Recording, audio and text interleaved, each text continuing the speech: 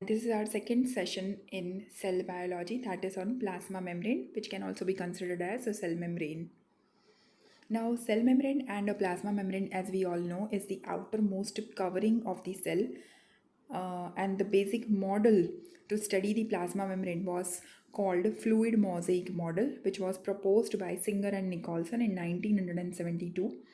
According to this model, you will be able to notice in the diagram, as you can see, lipids which are yellow in color. They are typically present in bilayer format. There are two layers of lipids in between that. At random locations many proteins are present, as well as you will be able to notice two structures called glycoproteins and glycolipids. They are also considered as the lipids and proteins with the sugar moieties attached on them. Right. Next, you will be able to notice the cholesterol molecule, which is necessary for the strength for the membrane. Okay, so these kind of quasi fluid nature of lipid make the lateral movement of protein within the bilayer of the lipid. So whatever kinds of proteins you are seeing in this, that is integral protein or the peripheral protein, they can move laterally into the bilayer of lipid, and those proteins are basically involved in the transportation process of various molecules across the membrane. Fine, so we'll go in detail regarding each and every structure found commonly in plasma membrane. The most important component is the membrane lipid. These lipids are arranged in bilayer. The lipid component is mainly composed of phosphoglycerides. As you can see in the diagram, that the light green color structure, which is the hydrophilic head group. Okay, hydrophilic is water loving. Fine. So water loving head group is typically present at the head location at the topmost area of lipid bilayer, towards the external surface of the cell, as well as towards the cytoplasmic content.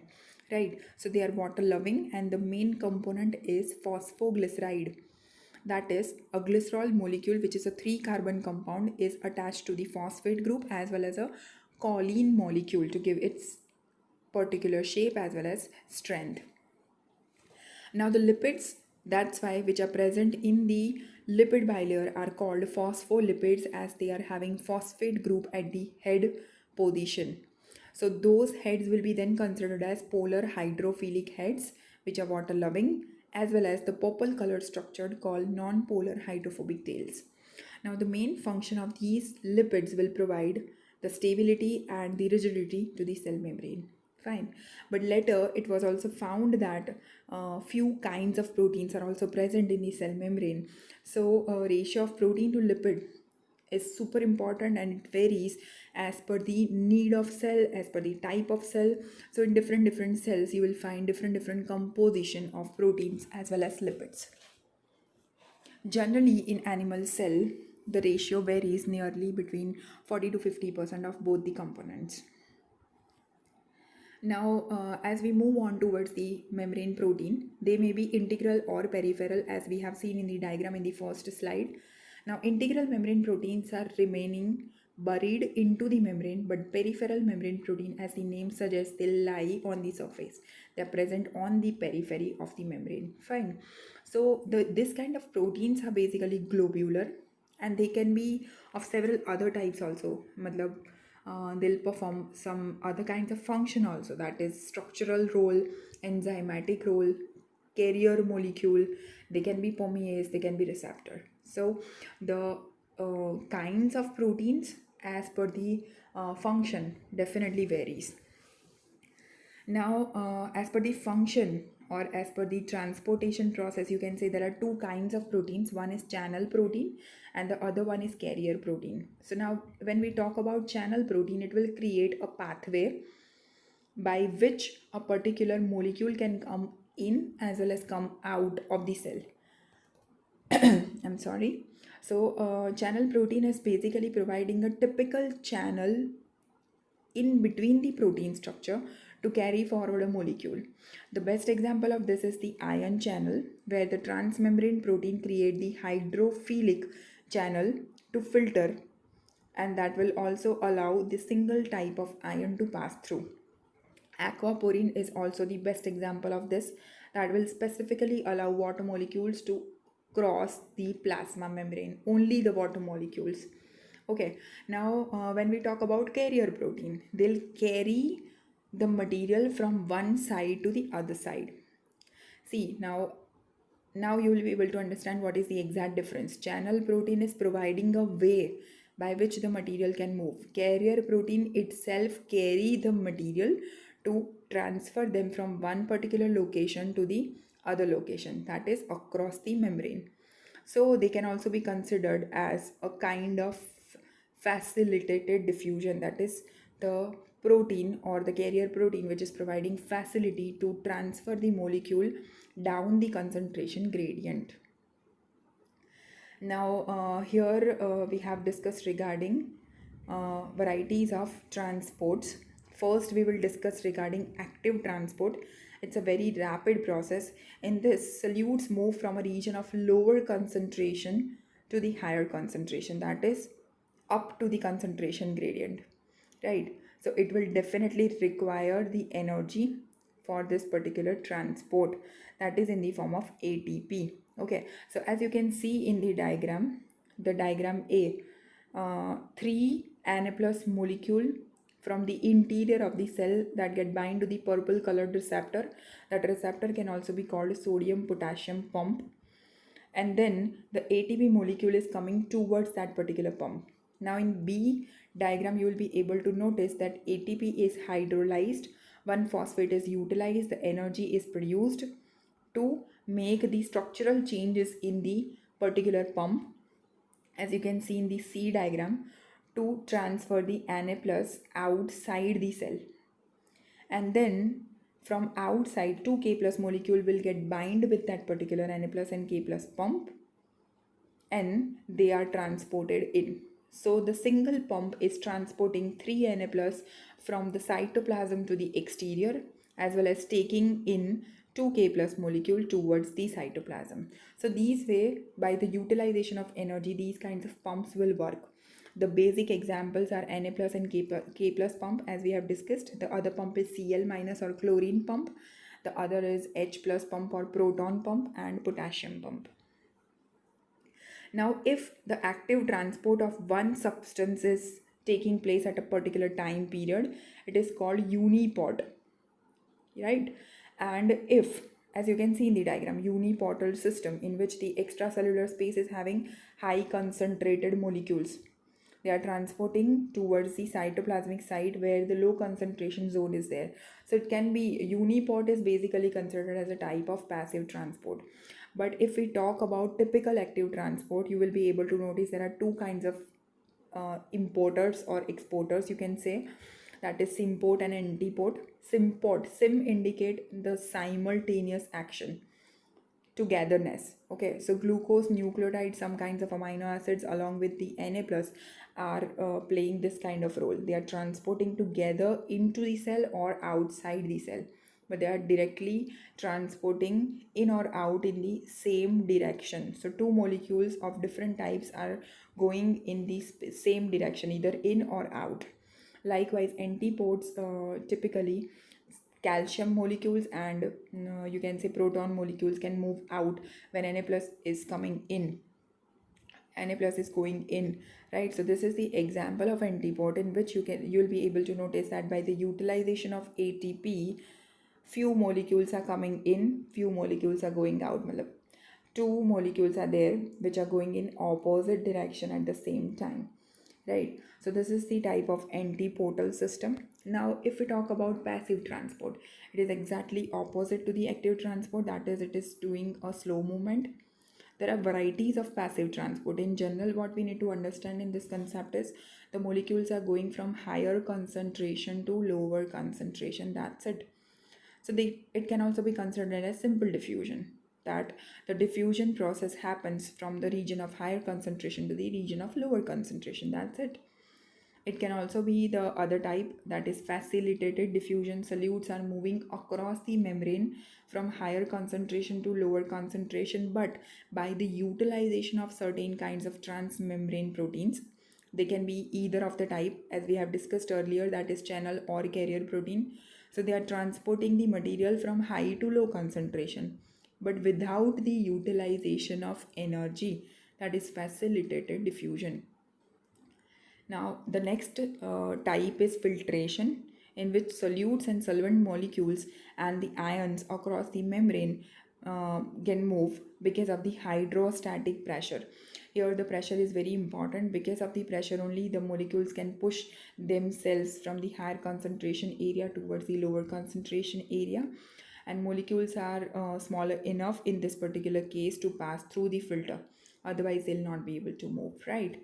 The next type of passive transport is, you can also say, osmosis. Osmosis has been shown in the figure below. In that, you will be able to notice sugar molecules. For example, if I'm talking about the first beaker, you will be able to notice water molecules are there. They are in motion and they are trying to, get balanced on both the sides, as well as there is a sugar molecule. So in the presence of sugar, how the water molecule will react, that is also called the osmosis process. So in general, if you want to understand osmosis, what you can say, whenever the solute concentration is high on one particular side, obviously it will be having low water concentration, and on the other side you will be having high concentration of water. So water is going from high concentration to low concentration zone, right? So as in the first case, one sugar is there on the left side, so it is having high water concentration, it is going on the other side.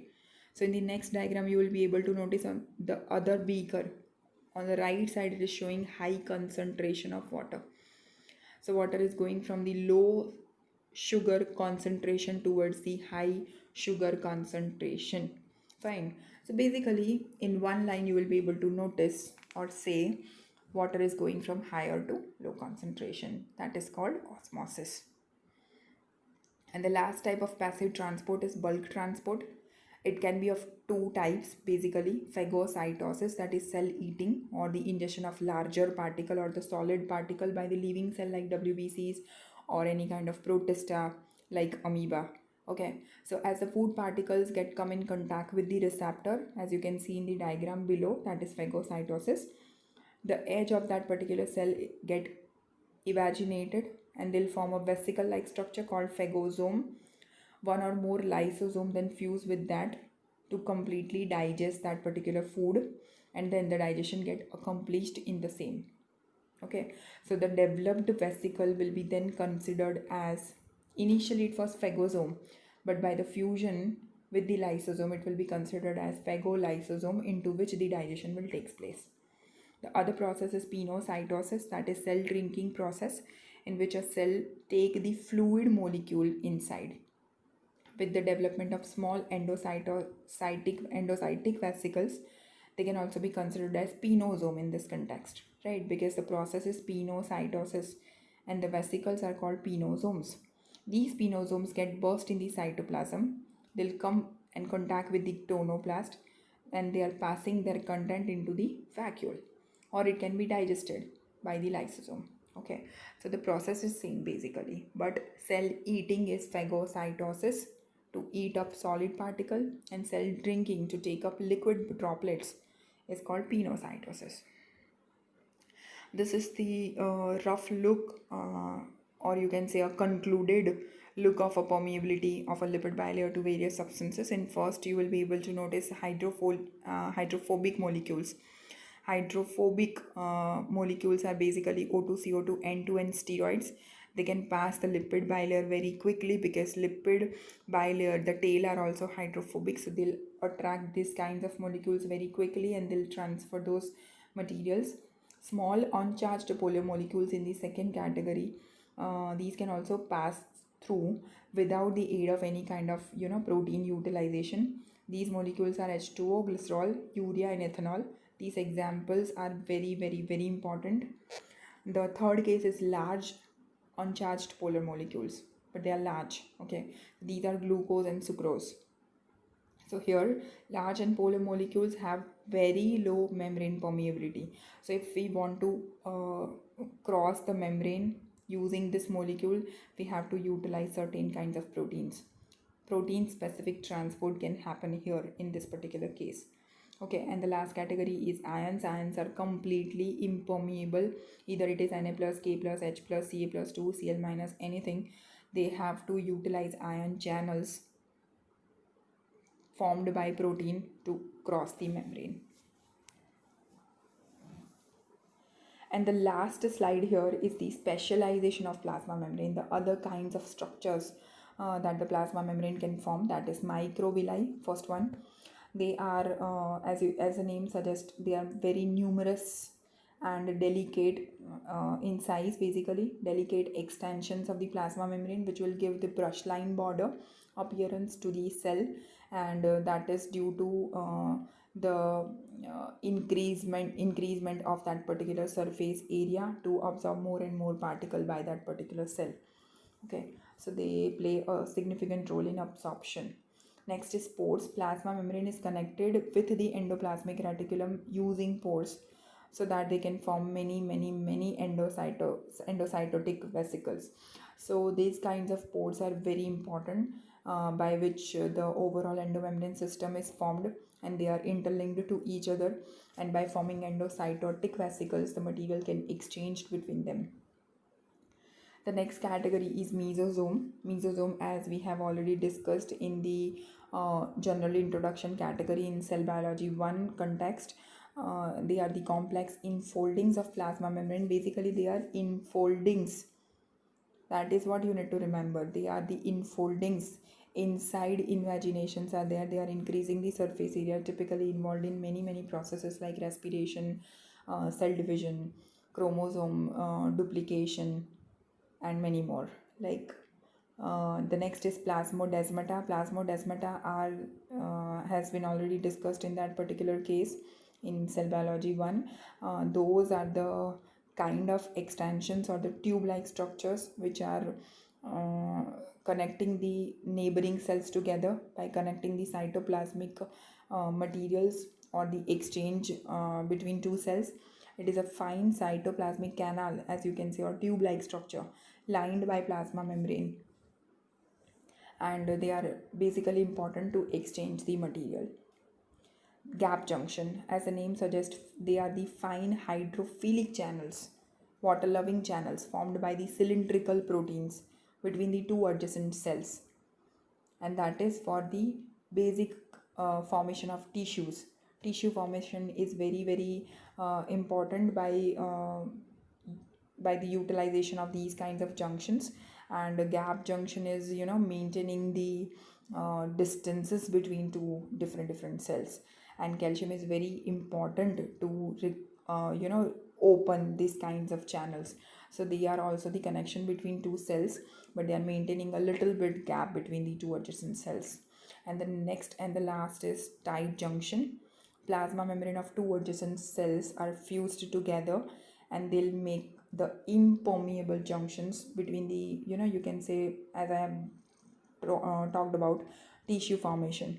So epithelial cells will get linked together by the help of tight junction, and they'll make a very different kinds of tissue. This is just the example, epithelial cell, but the other cells can also, do the same task to make varieties of tissues. So likewise, the overall organ system can be formed. So this is all about plasma membrane and its importance, as well as the specialized features of plasma membrane. Kindly like the video and share and subscribe the channel. Thank you so much.